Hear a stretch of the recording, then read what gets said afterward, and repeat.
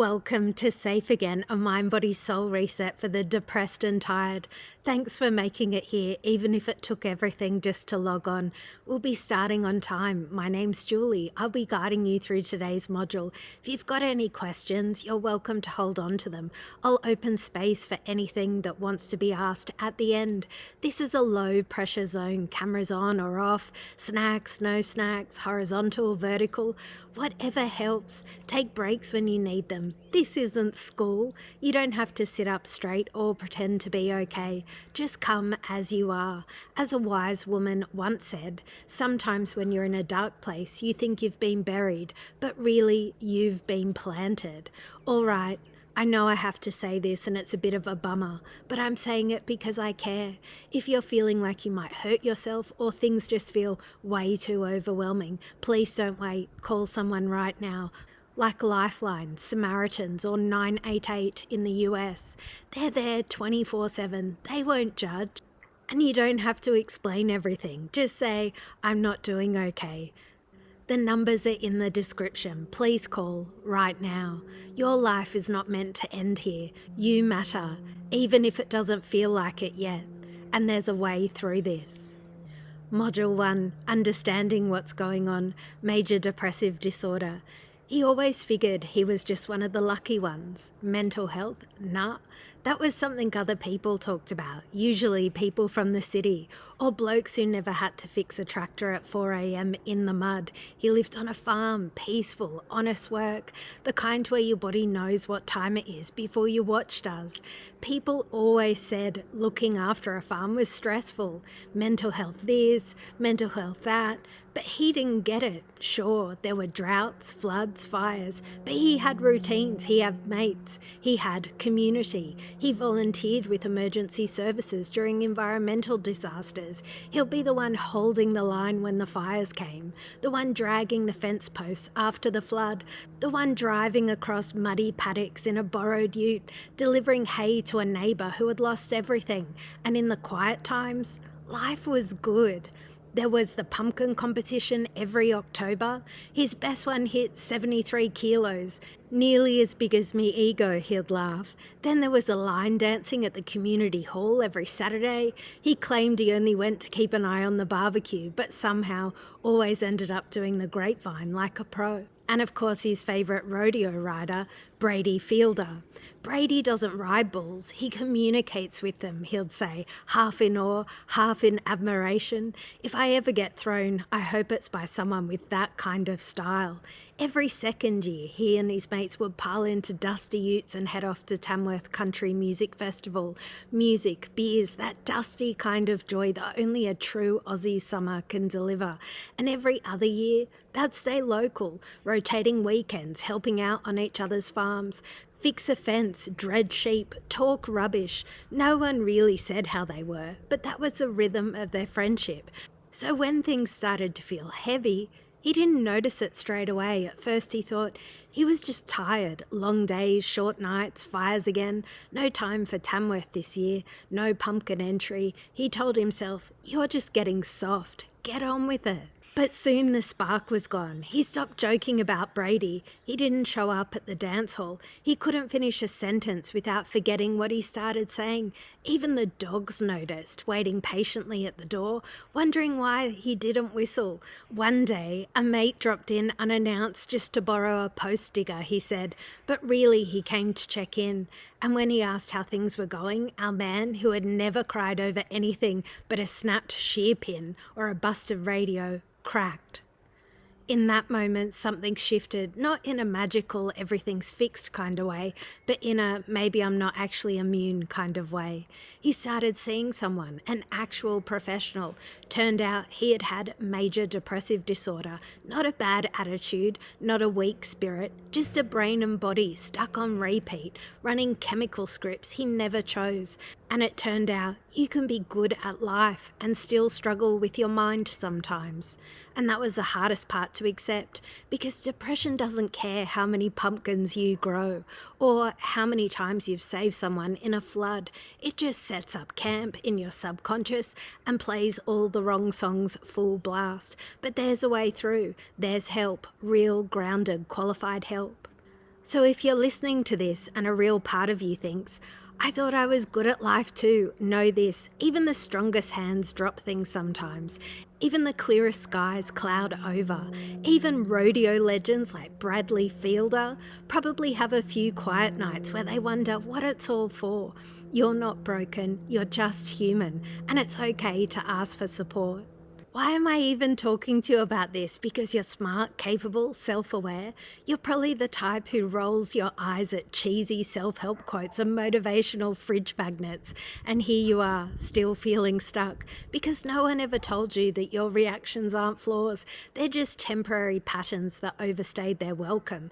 Like that one guest at a party who doesn't take the hint even when you're starting to do the dishes. And I know what you're thinking. Why do I still feel like this when I should be fine by now? Yeah, I hear you. You should be fine. But guess what? Depression doesn't vanish just because you're sick of this crap.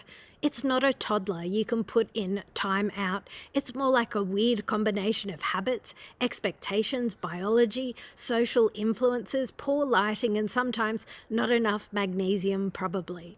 Medication?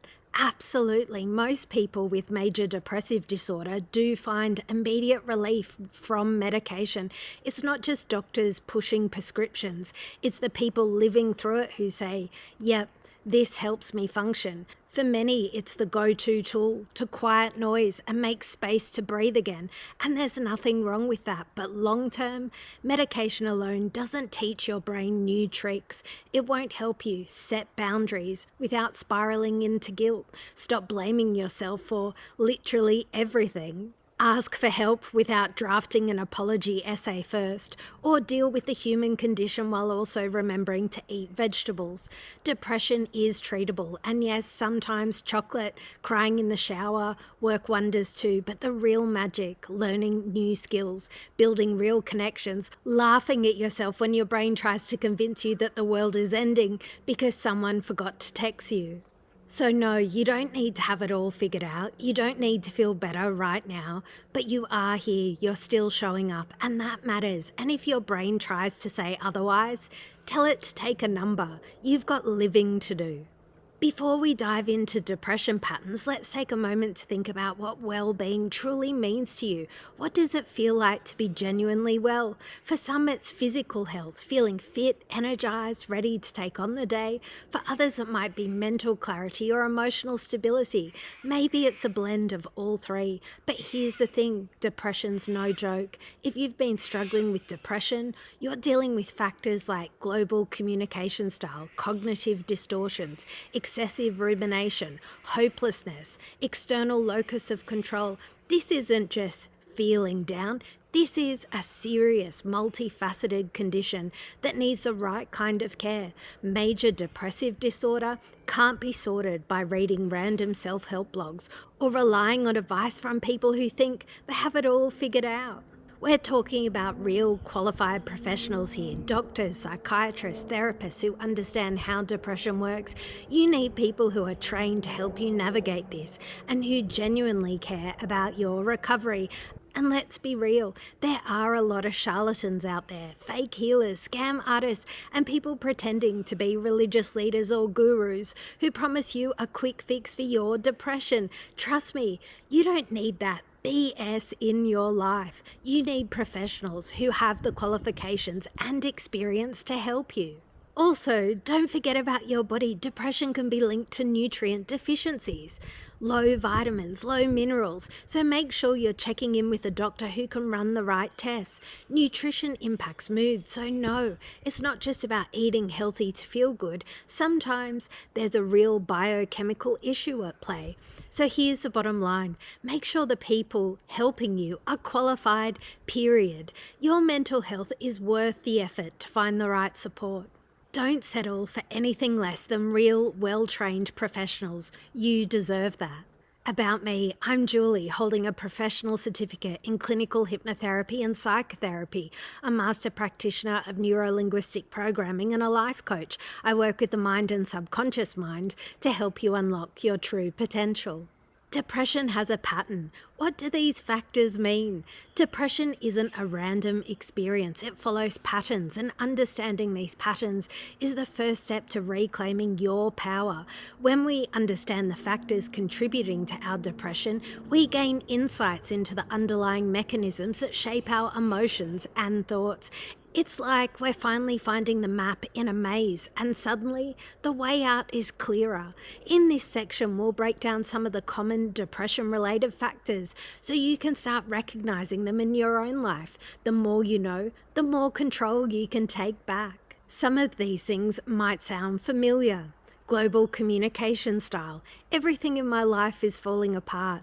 Stable attributional style. This will never get better. Lack of compartmentalization. I can't separate my work problems from my personal life. It's all just one mess. External locus of control. I don't have any control over what happens to me. Excessive rumination. I can't stop thinking how much I've messed up. Past orientation. I wish things were like they were before everything went wrong. Helplessness or hopelessness. There's no point in even trying anymore. Internal self-referencing. It's all my fault. This is happening.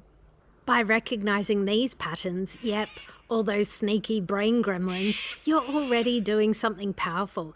You're stepping outside the spiral enough to say, wait a second, maybe it's not all falling apart. Maybe I just need a snack, a nap, and stop doom scrolling past people's engagement photos. You're not broken. You're just thinking like a tired human who's been carrying way too much for too long.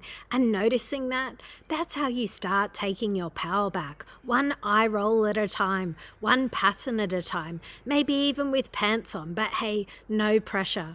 Okay, let's get into it. The real struggle of depression. It's not your fault, but it sure feels like it is. Let's be real, the hardest part of managing major depressive disorder isn't about surviving the days, it's about realizing that your mind is stuck in doom and gloom land, and no matter how much I try and spin this in a positive light, you're still probably going to roll your eyes at my cheesy attempts to make this sound all sunshine and rainbows, and that's okay, we're on the same page. But let's be crystal clear, you didn't ask for this, you didn't sign up for the emotional roller coaster where everything feels off and it's impossible to see the world any other way but through a fog of negativity. It's not your fault, all right? Depression doesn't announce its arrival.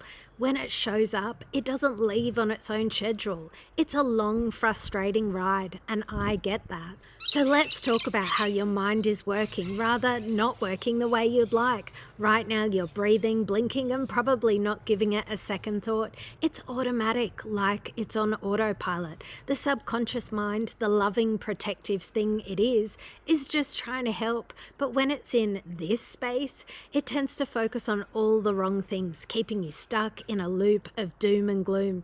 Now imagine this. Let's start thinking about something like high heels, popcorn, or a juicy cheeseburger. What happens? You start craving those things, right?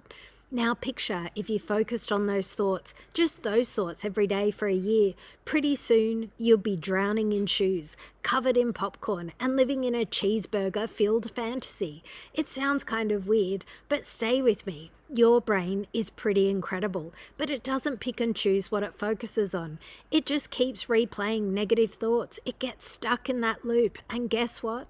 It starts sending out emotional chemicals to match that negativity. Your subconscious doesn't care about positive or negative. It's just doing its thing, and right now its thing is keeping you trapped in negative emotions tied to past hurts, regrets, and all the things that feel heavy. And you don't even have to consciously think about it. It's on autopilot. Here's the kicker, this autopilot can be reprogrammed. You didn't ask for depression, but understanding how your mind works is the first step to breaking that loop. Yeah, it's tough, and it doesn't happen overnight, but the good news is you can get out of this. The doom and gloom doesn't have to define you. It's not your fault. Your brain is stuck in this pattern, but it can be retrained to focus on something that feels better. And if you're wondering, why do I feel this way? I should be better by now. Well, we've all bought a lot of shoes, and there's plenty of receptor sites in your body, and your brain just keeps repeating the pattern, even if it's not helping you anymore. As Earl Nightingale says in The Stranger's Secret, the human mind is much like the farmer's land. The land gives the farmer a choice. He may plant whatever he chooses. The land doesn't care what is planted. It's up to the farmer to decide. The mind, like the land, will return whatever you plant. If you plant corn, you get corn. If you plant nightshade, a deadly poison, you get nightshade. It's the same with our minds. We can plant success or failure, good or evil, confusion or clarity, but what we plant is what we get back. In other words, your mind doesn't judge. It simply grows whatever you plant. Plant "I'm healing," and your system begins to shift in that direction. Transforming hopelessness within. Before we wrap up, I'd love to invite you to a short guided hypnosis session. You don't have to close your eyes unless it feels right. Just allow yourself to tune out the outside world for a moment and gently turn inward. If you're not quite ready or it's not your thing, that's completely okay too. Just listening with an open heart can still be powerful. This track is called Transforming Hopelessness Within. It's designed to softly remind your nervous system that it's okay to relax. You are safe now. Healing is already happening. The future holds light. So if you're in, let's begin. Have you ever noticed how quickly your mind can leap from one dark thought to another? Like stepping stones across a foggy river, where every step feels like you might sink deeper. And I wonder if you've ever asked yourself whether this feeling is a downward pull, is simply a reflex, a habitual pattern that's been practiced so many times it almost feels automatic. Could it be that the heaviness you feel isn't who you are, but just what your brain's been rehearsing? What if in this moment you could pause? Just imagine as if you're floating slightly above the feeling, observing it rather than being swallowed by it. Can you sense what it might feel like to interrupt that reflex and step aside from the storm and notice that the sky above is clear? Now, as you drift a little deeper into this pause, imagine yourself stepping gently into a future moment, not one far away, but close enough to feel possible. Maybe it's an hour from now, maybe it's tomorrow, a moment when you've already moved through this feeling. What do you notice about your breath, your body, your posture, even your thoughts in that moment?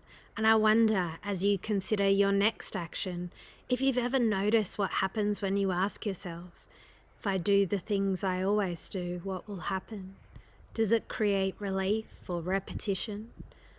What might shift if you asked instead, if I say this out loud or to myself or someone else? How would it feel to know that you are allowed to ask this question every time before acting? Could it be possible that depression, while painful, is also a messenger? What if it's saying there's something you've outgrown? Have you considered whether the story you're telling yourself is just one version, one angle, and that there might be others? What if you imagined a wiser version of yourself, older, calmer, looking at the same moment? What would they see that you don't? What would they say if they could whisper to you now? Let yourself ask, am I moving forward because it feels meaningful? Or am I complying with an old script, trying to please or perform? Can you pause here and ask, does this action reflect who I am becoming? Who I've been told to be? Let the answer arrive in your body, not in words. Is there tension, lightness, weight, relief? The body knows when something is aligned. And now I'd like you to bring up one of those heavy feelings, not the most overwhelming one, just a familiar weight. Allow it to sit in front of you like an object on a table. Notice the color, the texture, the distance between you and it. Now separate it gently from the thought that came with it. Let the thought float away. Just observe the sensation in your body. And then imagine the feeling dissolving into something neutral, just a wave of energy passing through. As that feeling softens, let a different one rise up. Maybe it's curiosity, maybe it's relief, maybe it's the feeling of clarity or momentum. Let that desired state grow a little brighter, a little fuller. Amplify it. Let it settle in your chest or belly. Let it expand. It's not always easy to pause to reflect and ask a new question, yet here you are doing it. Have you noticed how deliberate you've been? How much presence it's taken to make this choice? You could even begin to feel proud of that. You've stepped out of autopilot. You've made space for choice. That's a sign of strength and wisdom.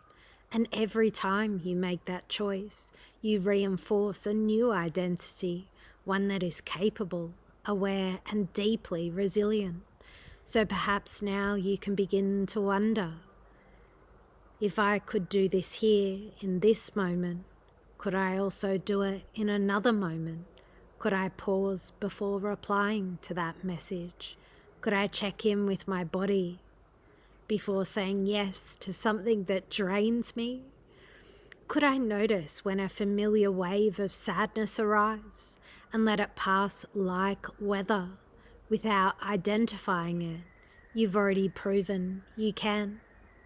And maybe now you don't need to try so hard to be hopeful or avoiding hopeless. You can simply rest, being the observer, the decider, the self who knows how to return to inner peace, even when the storm is near. Welcome back. You're perfect just as you are. Thank you for being fully present today, for opening yourself up to the process. As you may already feel, this session has gently led you to a space of inner calm, allowing you to take a moment to pause and reflect. While it might not feel like a complete transformation, know you've already taken a significant step forward. With that shift in mind, we now mark the completion of Module 1, understanding what's going on.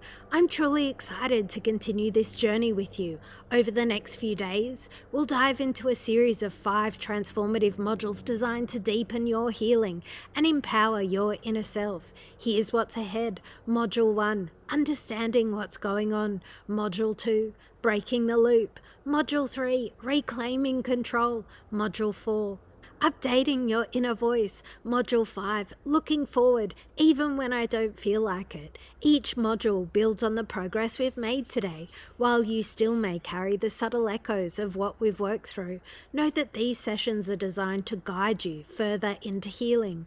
We'll work together to help you understand what's been holding you back, release those patterns, and ultimately transform the challenges you're facing. The road ahead is about taking it step by step, embracing each shift and allowing yourself the space to heal. Thank you for taking this brave, slightly ridiculous step because let's face it, deciding to work on yourself while you're stuck in the trenches of depression is no small feat, but here you are, showing up, and that, my friend, is something worth celebrating. I look forward to joining you on this wild, messy, incredibly powerful journey of growth and empowerment. Together we'll navigate this and find a way to shift those heavy clouds. This is not about perfection, it's about progress, and you've already started.